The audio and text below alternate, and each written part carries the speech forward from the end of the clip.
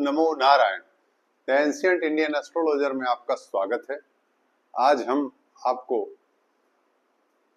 हमेशा की तरह ही एक विशेष आध्यात्मिक योग से परिचित कराने जा रहे हैं, क्योंकि हम अभी तक आपको जो योग दे रहे हैं, बता रहे हैं, हम दे नहीं रहे, बता रहे हैं।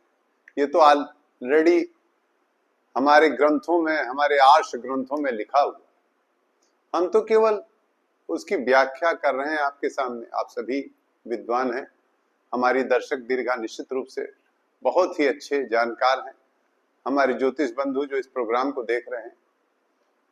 आज हम इसी क्रम में आपको ऐसे योग से परिचित कराएंगे, क्योंकि अभी तक हम आपको कई योग दिए हैं, बताए हैं, जो धनी, मानी, प्रतिष्ठा आदि से संबंधित रहा है।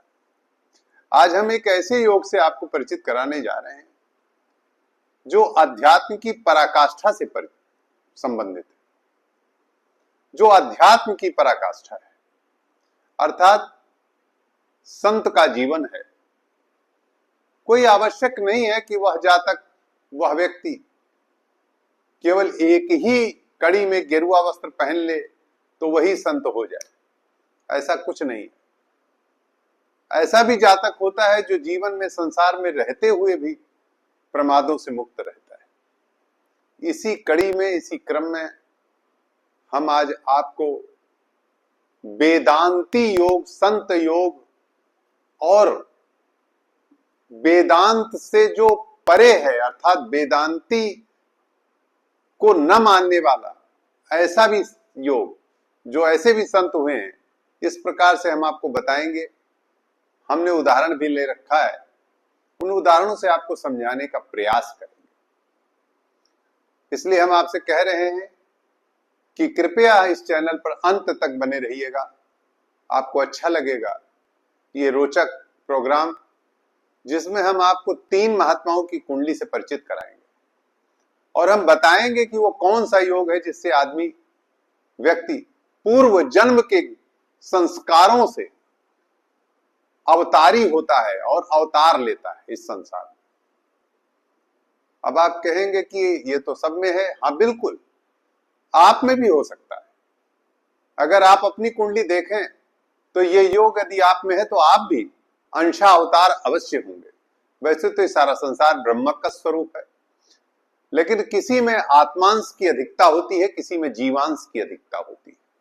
अब यह कहेंगे आत्मांश और जीवांश क्या है, इसका परिचय हम बाद में अगले वीडियो में करेंगे। अवश्य आपको परिचित कराएंगे कि आत्मांश क्या होता है और जीवांश क्या होता है। लेकिन आज हम आपको ये बताना चाहते हैं कि आत्मांश की अधिकता जिन कुंडलियों में पाई जाती है वो परमात्मा के निकट होते हैं और परमात्मा के अंशा अवतार होते हैं इस पृथ्वी पर। और जिनमें उस चीज की उच्चता, परम उच्चता पाई जाती है, वो निश्चित रूप से साक्षात परमात्मा के अवतार होते हैं। आइए इसी श्रृंखला में आपको हम इन संतों, महात्माओं की कुंडली से परिचित कराएं और उस योग से परिचित कराएं। आज हमारा शीर्षक है धर्मात्मा योग, वेदांती योग, संत योग। आइए हम आपको ये बता दें कब घटित होता है। ध्यान से सुनिएगा। बृहस्पति एक ऐसा ग्रह है जिन्हें देवताओं के गुरु होने का सौभाग्य प्राप्त है, जिन्हें देवता भी अपना गुरु मानते हैं। अब आप समझ लें कि जिसे देवता भी अपना गुरु मानते हो, उनकी क्या स्थिति होगी। अर्थात बृहस्पति देव को नारायण का अंश कहा गया। गुरु साक्षात गुरु ब्रह्मा गुरु विष्णु गुरु देव महेश्वरा, गुरु साक्षात पर ब्रह्मा तस्मै श्री गुरुवे नमः। अर्थात गुरु क्या है? नारायण है, साक्षात नारायण है। इसलिए बृहस्पति का सबसे बड़ा महत्व है कुंडली में इस योग को प्रतिष्ठित करने के लिए। आज हम उसी पर चर्चा करने जा रहे हैं। बृहस्पति जिसकी कुंडली में केंद्रगत होता है, जिसकी कुंडली में केंद्र में होता है, वह जातक निश्चित रूप से पूर्व जन्म के संस्कारों से आबद्ध होकर के इस जन्म में महात्मा की श्रेणी में होता है। भले संन्यास ले या ना ले, लेकिन उसके साथ एक शर्त है कि वह बृहस्पति दीप्त अवस्था में हो, या तो उच्च का हो, परमोच्च हो, उच्च का हो, नवांश में भी वर्गीकृत हो, साथ में उसे शुभग्रह देखते हो, या वैराग्य का जो द्योतक है उसमें आप कहेंगे पापग्रह, तो नहीं, पापग्रह भी देख सकता है। अर्थात जैसे शनि, चूंकि शनि वैराग्य का द्योतक है, या तो शनि से भी बृहस्पति युति कर ले या शनि की दृष्टि हो जाए, तो ये परम वैराग्य की श्रेणी में आता है। अब अगर बृहस्पति पर शनि की दृष्टि नहीं जा रही है, बृहस्पति अकेला केंद्र में है, केंद्र में बृहस्पति का होना ही पर्याप्त है कि आप अंशावतार तो हो गए, अंश अवतार आपका हो गया पृथ्वी पर। परंतु यदि वो बृहस्पति उच्च का हो गया तो निश्चित रूप से आप देव लोक से आए हुए प्राणी है, देवांश है, निश्चित रूप से आप देवांश है, देवलोक से आए हैं। अगर केंद्र में आपका उच्च का बृहस्पति है, यदि वह बृहस्पति शनि से युति कर ले, या वह बृहस्पति शनि द्वारा दृष्ट हो, बृहस्पति शनि को देखे, तो निश्चित रूप से ऐसा जातक इसी जीवन में भोग विलास से तनिक मात्र, लेश मात्र उसका स्पर्श नहीं होता है, और वो पूर्ण सन्यासी होता है, पूर्ण संत होता है, वेदांती होता है। आज इसी का परिचय मैं दे रहा हूं। और एक योग और बताऊंगा, जैसे कुछ संत ऐसे हुए जिनके उदाहरण आपके सामने हैं, जैसे बुद्ध, गौतम बुद्ध, उन्होंने वेद को नहीं माना, उन्होंने वेदों को बिल्कुल नहीं माना, वेद और पुराण को एकदम मान्यता ही नहीं दी। उन्होंने केवल अपना सिद्धांत दिया, स्यादवाद दिया, और उन्होंने यह कहा कि अहिंसा परमो धर्म, आस्तेय, इस तरह से अपरिग्रह, ब्रह्मचर्य, इस पर जोर दिया। तो यह भी कहीं ना कहीं हमारे उपनिषदों से संबंधित था, लेकिन उस पर हम चर्चा नहीं करेंगे। आज हम ज्योतिष पर संबंध में चर्चा करेंगे कि ऐसा कुंडली में योग क्या था बुद्ध के, कि बुद्ध ने, गौतम बुद्ध जी ने वेद को नहीं माना।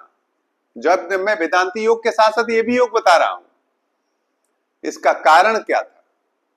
इसका कारण था चंद्रमा। ध्यान से सुनिएगा, यदि किसी संत की कुंडली में चंद्रमा बृहस्पति से केंद्र में आ जाए तो वह संत वेद और पुराण का अक्षरशः पालन करने वाला नहीं होता है। ठीक है, होता है, यदि गृहस्थ है तो अवतारी होगा, निश्चित रूप से अवतारी होगा, मगर उसके अपने सिद्धांत होंगे, वो अपने सिद्धांतों को प्रतिपादित करेगा।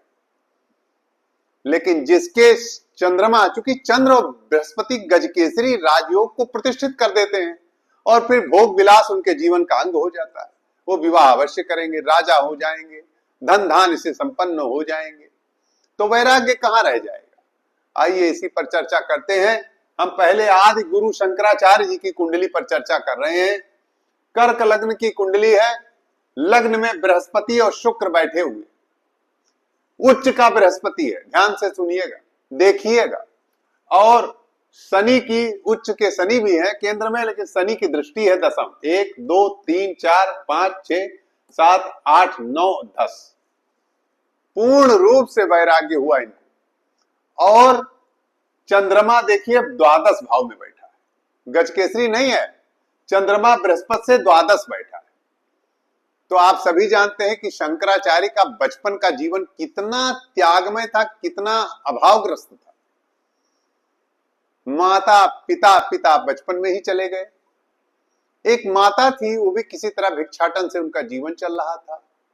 मात्र बहुत कम वय में, एकदम बालक में ही वो घर से बाहर चले गए, सन्यासी हो गए। बड़ा ही अद्भुत वैराग्य, त्याग। अकेली मां भी, उसे भी उनका प्रेम रोक ना सका, और शंकराचार्य अद्भुत जीवन में आगे, वैराग्य, परम वैराग्य। उच्च का बृहस्पति शनि से दृष्ट, चंद्रमा से कोई योग न बनना, चंद्रमा द्वादश होना, चंद्रमा केंद्र में नहीं होना चाहिए बृहस्पति के, ये परम वैराग्य का द्योतक है, और शनि से दृष्ट। अद्भुत योग बनाओ। शंकराचार्य ने वेद वेदांत को पूरे संसार में प्रतिष्ठित कर दिया और बौद्ध मत का पूर्ण खंडन कर दिया, सनातन धर्म को फिर से इस संसार में प्रतिष्ठित किया। ठीक उसी प्रकार से हम बुद्ध जी की कुंडली पर आते हैं। इनका भी कर्क लग्न है, देखिए इनका भी कर्क लग्न, इनका भी कर्क लग्न। अब बुद्ध जी की कुंडली क्या है? 10वें भाव में बृहस्पति केंद्र में बैठा हुआ है और बृहस्पति और शनि की युति हो रही, वैराग्य दे रहा है, मगर चंद्रमा भी देख रहा। देखिए गजकेसरी राजयोग बन रहा। अब आप क्या कहेंगे कि बुद्ध जी की कुंडली गजकेसरी राजयोग है, नहीं भोग विलास? लेकिन हाँ, भोग विलास तो नहीं रहा इनके जीवन में, बिल्कुल नहीं रहा है, मैं मानता हूं, लेकिन शनि की युति के कारण, मगर चंद्रमा से देखा गया, इसलिए इन्होंने ये वेद का खंडन किया। इन्होंने वेद वेदांत को नहीं माना और ये राजा के लड़के थे, पूर्ण विलास भोग इनके जीवन में था। विवाह भी किया इन्होंने, इनकी पत्नी भी थी और पत्नी और एक पुत्र, राहुल पुत्र भी था। ऐसी दशा में पत्नी पुत्र एक बहुत बड़ा वैभव इनका था। क्योंकि गजकेसरी राजयोग था, गजकेसरी राजयोग हो तो वैभव तो दे ही देगा केंद्र में अगर है। तो अब वैभव के होते हुए उसको छोड़ करके संसार को चले गए। इसका कारण है केंद्र में बृहस्पति और शनि की युति। अभी हमने आपसे बताया कि शनि कारक है इसका, शनि और बृहस्पति यदि इनकी युति हो जाए, ये मोक्ष का कारक होता है। और बृहस्पति शनि युति कर ले, शनि की बृहस्पति पर शनि की दृष्टि हो जाए, पूर्ण वैराग्य। अब आते हैं स्वामी विवेकानंद जी की कुंडली, ध्यान दीजिएगा। स्वामी विवेकानंद जी की कुंडली देखिए, इनका भी जीवन जो जवानी थी, युवावस्था था, बचपन से ही, बचपन में तो इनका धनी परिवार था, लेकिन युवावस्था आते आते पिता इनके नहीं रहे और इनका भी जीवन बहुत अभावग्रस्त हो गया। ये स्वामी रामकृष्ण परमहंस के पास धन के लिए ही गए थे और देखिए वहां क्या मिल गया इनको, क्योंकि केंद्र में बृहस्पति है। देख लीजिए, केंद्र में बृहस्पति है और इनका भी केंद्र में बृहस्पति है, लेकिन शनि से दृष्ट नहीं है। तो अब शनि से दृष्ट न होके वेदांती तो हुए, लेकिन इन्होंने जो इनका सन्यास था वो और सन्यास से, शंकराचार्य के मत में दीक्षा नहीं लिया इन्होंने। ये शांकर मत में दीक्षित नहीं हुए, क्योंकि शांकर मत की जो परंपरा है पूर्ण वेदांत की परंपरा है, उसमें दीक्षा नहीं लिए, क्योंकि शनि से दृष्ट नहीं था। और विदेश यात्रा हमारे सन्यासियों में मना है। हमारे शंकराचार्य कोई भी सन्यासी विदेश गमन, विदेश यात्रा नहीं करते, लेकिन इन्होंने विदेश यात्रा की, उसके मिथक को तोड़ दिया, क्योंकि शनि से दृष्ट बृहस्पति नहीं है। तो हम ये बताना चाह रहे हैं, चंद्रमा भी शनि के साथ है, ध्यान दीजिएगा, 9वें भाव में ये विषयोग भी कर रहा है, ये सिद्ध कर रहा है। देखिए स्वामी विवेकानंद जी कितना, उनको शरीर से कितना कष्ट था, शरीर में उनके कितने कष्ट थे, इतने कष्ट होते हुए भी उन्होंने विदेश में झंडा लहरा दिया। कारण क्या है कि शनि से बृहस्पति दृष्ट न हुआ, तो उन्होंने जो शांकर मत की परंपरा थी सन्यास की, उससे हटकर सन्यास तो लिया, गेरुआ वस्त्र पहना, मगर विदेश यात्रा की। जबकि शांकर मत में, सन्यासी में कोई भी विदेश यात्रा को समुद्र नहीं पार करते। अब यहां पर इन्होंने विदेश यात्रा की तो इसका खंडन हुआ। और शनि चंद्र की यहां युति ये सिद्ध कर रही है विषयोग कि इनके शरीर में कई रोग थे, 33 रोग थे। इसके उपरांत भी स्वामी विवेकानंद जी चमक रहे थे। कारण क्या था? केंद्र का बृहस्पति। तो हमने आपको आज ये बताया कि केंद्र में यदि बृहस्पति हो, और उसमें 3 विभिन्न प्रकार के संतों की कुंडली आपके समक्ष प्रस्तुत की है, तीनों अवतारी हैं निश्चित रूप से। शंकराचार्य तो आदि शिव के अवतार हैं, स्वामी विवेकानंद भी शिव के ही अवतार हैं, इनकी मां को भी स्वप्न के द्वारा उत्पन्न हुए, और गौतम बुद्ध भी अवतारी पुरुष हैं। लेकिन तीनों की कुंडली में क्या अंतर है ये आप देख रहे हो, मगर सब अंतरों के उपरांत भी केंद्र में क्या है? बृहस्पति।